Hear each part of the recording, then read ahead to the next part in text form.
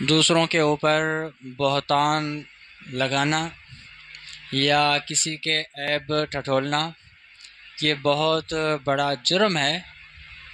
جو اللہ تعالیٰ کے عذاب، اللہ تعالیٰ کے غضب کو دعوت دینے والا فعل ہے۔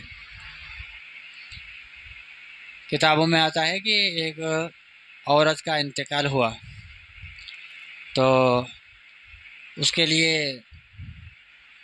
غسل کا انتظام کیا گیا، تکفین کی گئی اور جنازہ پڑھا گیا، تو سارے رشتہ دار اور جو احباب تھے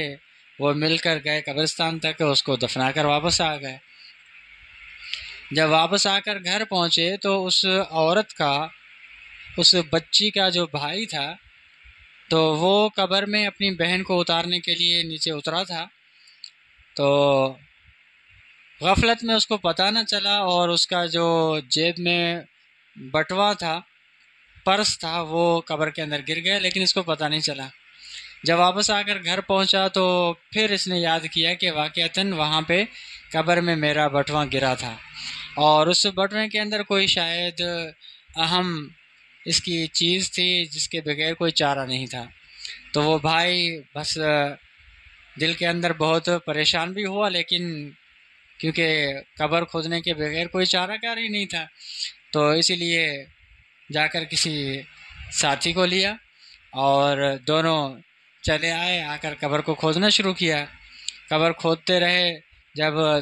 آخر تک پہنچے، قبر کی تہہ تک پہنچے تو دیکھا وہ بٹوا تو مل گیا، لیکن کیونکہ ساری قبر کھول چکے تھے تو بھائی کے دل میں ایک ارادہ آیا، ایک خواہش آئی کہ کیوں نہ میں اپنی بہن کا آخری دیدار کر لوں، کفن کھلا ہوگا اور میں نے قبر بھی کھول دی ہے، تو اب ایک مرتبہ، اب ظاہر بات ہے اس کے بعد تو کبھی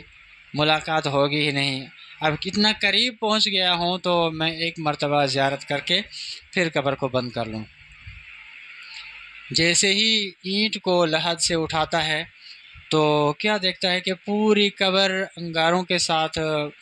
بھری ہوئی ہے اور آگ کی وجہ سے پوری جو قبر ہے وہ لال بنی پڑی ہے۔ فوراً اینٹ جو اٹھائی تھی وہ اپنی جگہ پر لگا دی، بدحواس ہو کر قبر سے باہر نکلا، قبر کو فوراً بند کیا، کانپتا ہوا بڑے خوف اور ڈر کے ساتھ آ کر گھر پہنچا، پورے جسم پر کپ کپی طاری ہے اور ڈرتے ڈرتے آ کر ماں سے پوچھتا ہے کہ اماں جان، میری بہن کا ایسا کون سا عمل تھا کہ قبر کے اندر اللہ تعالیٰ نے اتنی بڑی سزا کے اندر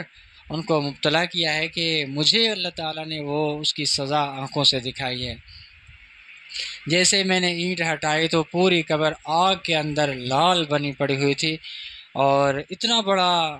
عذاب اس کو ہو رہا تھا کہ میں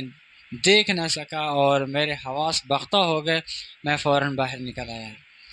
تو ماں نے بتایا کہ بیٹا، میری بیٹی نہ تو بدکارہ تھی اور نہ ہی کوئی بری خصلت اس کے اندر تھی، ہر خصلت اس کی اعلیٰ تھی، لیکن ایک بات تھی کہ میری بیٹی کو اگر کسی کا عیب نظر آ جاتا تھا تو اس کو لے کر پورے گاؤں کے اندر، پڑوس کے اندر گھومتی تھی اور ہر ایک کو جا کر عیب بتاتی تھی۔ حالانکہ اس پر میں نے بہت اس کو تنبیہ بھی کی، ٹوکا، لیکن یہ عادت آخر تک اس سے نہ چھوٹی، شاید اسی کا ہی اللہ تعالیٰ نے ان کو بدلہ دیا ہے اور یہ سزا اس کے اوپر مسلط کی ہے۔ تو اس واقعے سے بھی معلوم ہوتا ہے کہ کسی کے دامن کو داغدار کرنا یا کسی کا حقیقتاً عیب ہے وہ لوگوں تک پہنچانا، اس کی تشہیر کرنا، لوگوں کو جن کو نہیں پتہ ان کو یہ باتیں بتانا، یہ ایک بہت بڑا جرم ہے، بڑا گناہ ہے، جس کی سزا اللہ تعالیٰ دنیا کے اندر ہی دے دیتا ہے تاکہ